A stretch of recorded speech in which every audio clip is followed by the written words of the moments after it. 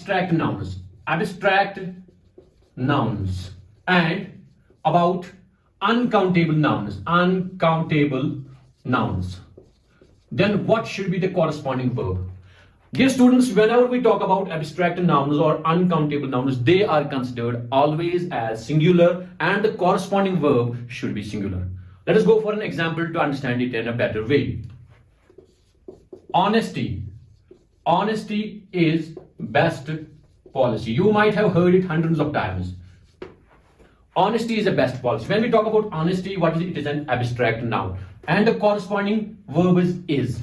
Talking about third person. Singular. Honesty is best policy. So, abstract noun is always considered as singular and the corresponding verb is singular. What about uncountable nouns? Like we have water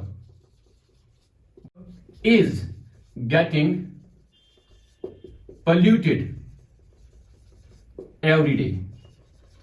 So I have came up with a simple sentence here. Water is getting polluted every day. And when we talk about water, it is an uncountable noun. An uncountable noun, as per rule 5 of subject-verb agreement, it is supposed to be as singular and the corresponding verb is singular also. So water is getting polluted every day. We are not supposed to write water are getting polluted because abstract nouns and uncountable nouns are always considered as singulars as per subject-verb agreement. So we have got now rule 6 of subject-verb agreement. We will talk about collective nouns. Now what is collective noun and what should be the corresponding verb? Collective nouns. So collective nouns are basically words. They seem like plurals but they are taken as singulars and the corresponding verb is supposed to be singular. Like we have team, we have jury, we have group, we have army. So these are called collective nouns. They seem to be plurals but they are supposed to be as per subject to verb agreement. They are singulars and the corresponding verb should be singular. Let us go for an example.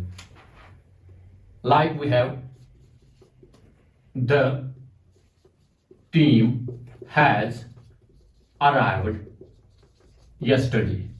So I have got a word here and it's a collective noun, team. Like jury, team, army, these are all collective nouns. But you can check out the corresponding verb. It is has. Like we use it for the third person singular. He has. So here it is in the same sense.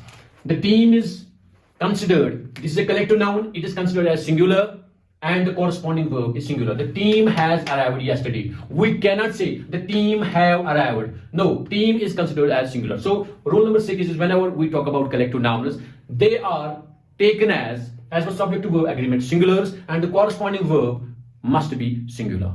Now we have rule 7. Now what is the rule 7? Whenever we talk about titles, when we talk about titles of entities.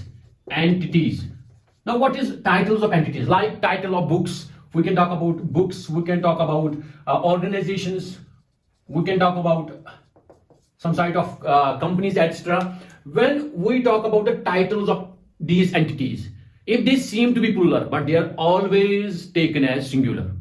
The grapes of wrath takes a long time to read. So we have from here to here, this is the title of a book, The Grapes of Wrath. Takes a long time to read. Now check it out here. The verb is takes and it is used with singulars like third person singular. Okay, here the grapes of wrath. You can check out here grapes of wrath, but you have to keep in mind as per subject to verb agreement, titles of entities, books, organizations, etc. It is always considered as singular. There might be some words that may be plural in the title, but you need not to think about that. You have to keep in mind that always the title of books, organization, etc., they are taken as singulars and the corresponding verb is singular. Just like here, the grapes of wrath takes a long time to read. You cannot write the grapes of wrath take a long time to read. It will take S here because it is singular as per this very subject to verb agreement. Now we have rule 8 of subject to verb agreement, talking about subjects which are plural, but they are always taken as singular and the corresponding verb is also singular. Now, what are those words or nouns or subjects in a sentence which are plural in nature by default? They take as a singular subject. They are taken as singular subject, and the verb is also singular. Like we have words here: news, mumps, measles, physics.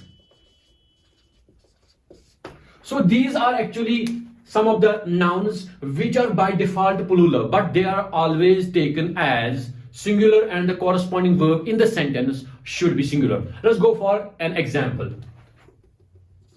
A breaking news is coming on television. So we have a simple sentence here, and you can check it out.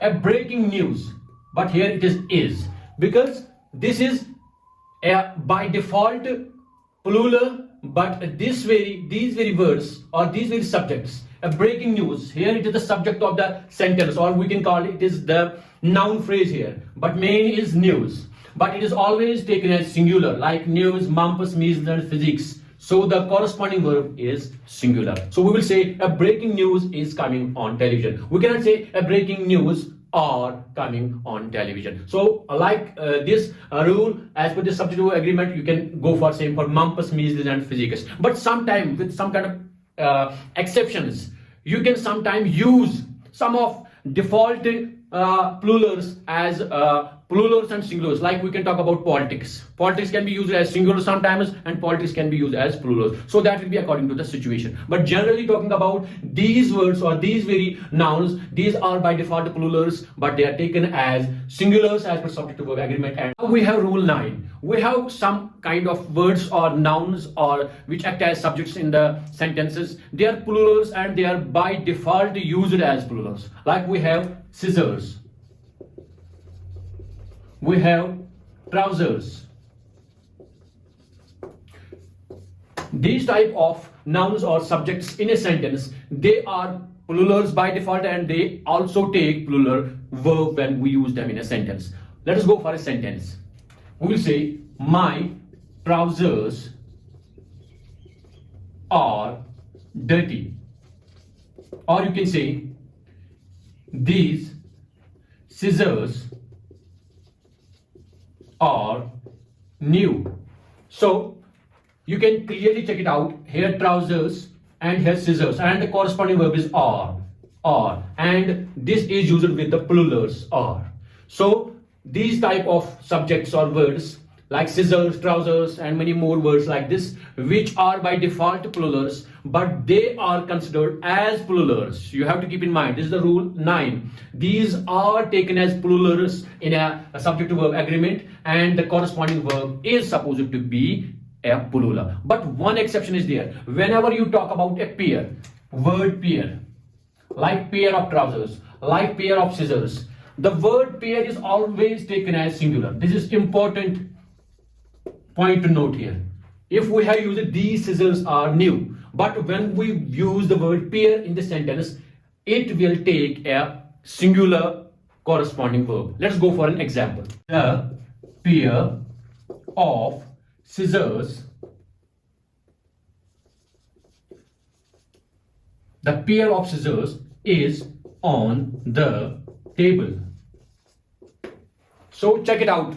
The pair of scissors is on the table. You cannot write the pair of scissors are on the table, because I have used the word here pair. We are talking about here pair, not about the scissors. Are you getting me? The main subject is here the pair of scissors. So it will be corresponding to this is. So always this is the exception. When there is no word pair and you are using scissors as a subject in a noun phrase, it will be always taken as plural. But when you use the word pair of scissors or pair of trousers, it must have a singular corresponding verb or helping verb. Like as you can say, my trousers are dirty, but the pair of trousers is dirty. The pair of trousers is dirty. Okay, so this is the rule 9. You have to take this very rule also in mind, and this is very important regarding the examination point of view.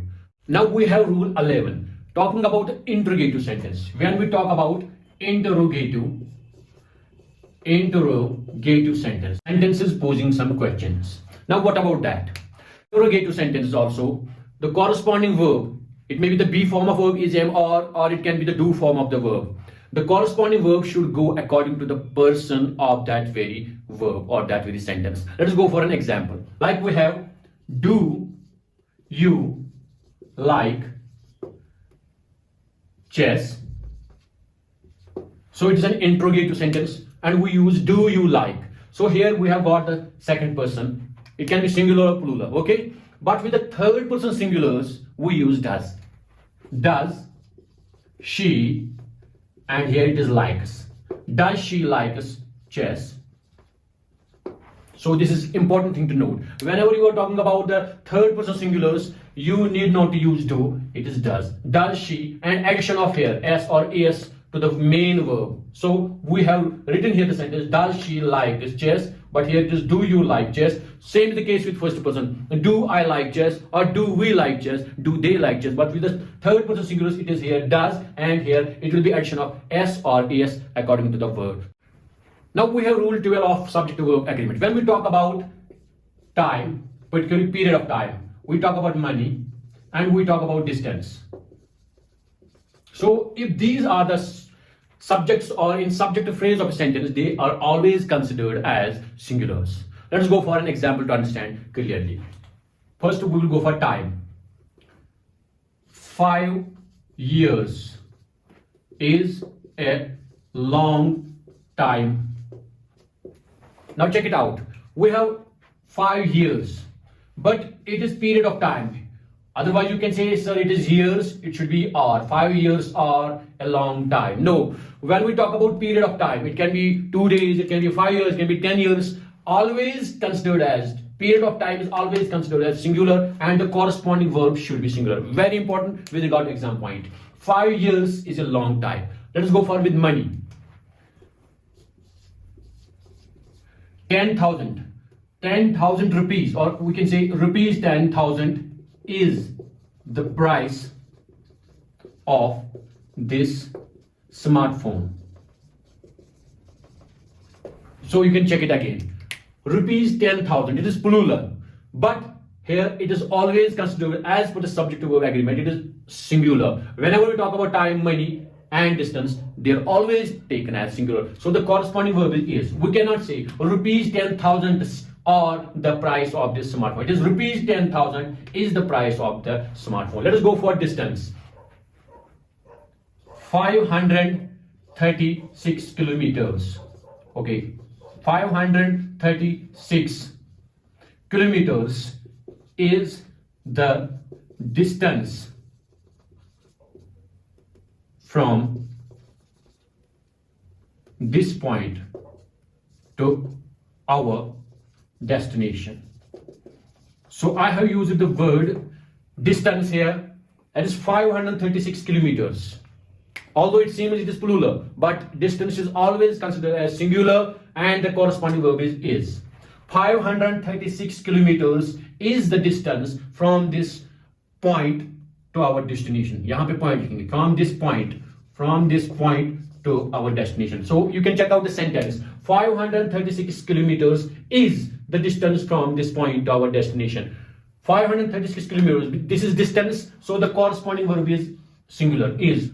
Now we will talk about the rule 13 of subject to verb agreements.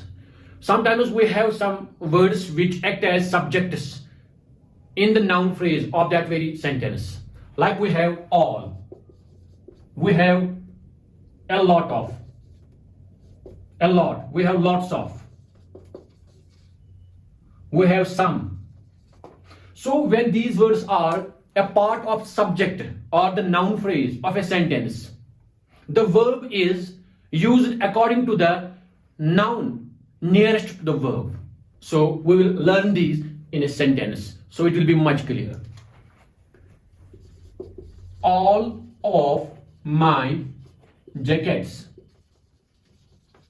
are torn out. So here we have got a sentence, all of my jackets are torn out. Here the noun or the pronoun, this from this point to this point, this is a noun phrase, all of my jackets. It is acting as the subject of this sentence. Okay, but the nearest, the verb is here, and the nearest pronoun or noun, it is plural, so the verb must be plural. So all of my jackets are torn out. I can write here another sentence. A lot of food was wasted. So you can check out here. A lot of food. What is food? It is singular. So the corresponding verb or the helping verb is singular. Or a lot of food was wasted. We cannot say a lot of food were wasted, because food is singular, the corresponding verb should be singular. So as per this rule 13 of subjective verb agreement, all, a lot of, lots of, some, if these are part of subject or the noun phrase of a sentence, the corresponding verb should align, should be according to the nearest noun or pronoun. If the noun or pronoun is plural, the verb should be plural. If the noun or the pronoun of the subject is singular, the corresponding verb should be singular. Now we have rule 14 of subjective verb agreement. Now what it is? If a sentence begins with, or the noun phrase or the subject of verb is having each or every, then it is considered as singular and the corresponding verb should be singular. Let's go for an example. Each student was given a banana. So, my dear students, I have got a sentence. Each student was given a banana. Here, it is each and it will take singular corresponding verb. Each student. Now, let us go for every. Every student, teacher, and parent was given a gift. Now check it here. Now check this very sentence. Every student, teacher, and parent was given a gift. Sometimes you will say, sir, there are more than one person, student, teacher, and parent. But I have already told you, as per the rule 14 of subjective verb agreement, if a subject or the subjective phrase or noun phrase starts with each or every, the corresponding verb must be singular. So we have every here. Every student, teacher, and parent was, because this is to be aligned with this every. So every takes was. Was is usually with the singular. So whenever you have got a sentence starting with each or every, the corresponding verb or helping verb must be a singular one. Now, my dear students, we have rule 15 of subjective verb agreement. What is it? It is about a wish. The rule 15 of the subjective verb agreement is about those sentences which express a wish. You are wishing something. What is the corresponding verb? So regarding wish, it is always or most of the time you will see the corresponding verb is plural. I will go for a sentence to make you understand this very rule in a much better way. I wish I were a billionaire. You must have seen this very sentence in your examination, your previous examination. I wish I were. Here, check it. Up to this very point, we talked about when the subject is singular, the corresponding verb should be singular. But there is an exception, and this is rule 15 of subjective verb agreement. Whenever you are talking about a wish, a sentence is there and it is a wish, the corresponding verb should be a plural one. Like we have here, I wish I were a billionaire. You cannot write, I wish I was a billionaire. That will be wrong. I wish I were a billionaire. Okay? So, any sentence posing a wish in it, you have to go for the corresponding verb as plural. So, this was the rule 15 of this subjective verb agreement. This was all about subjective verb agreement. I hope you have understood this very topic well. We will meet soon with another topic from your grammar or from your writing section. Till then, take care. Allah Hafiz.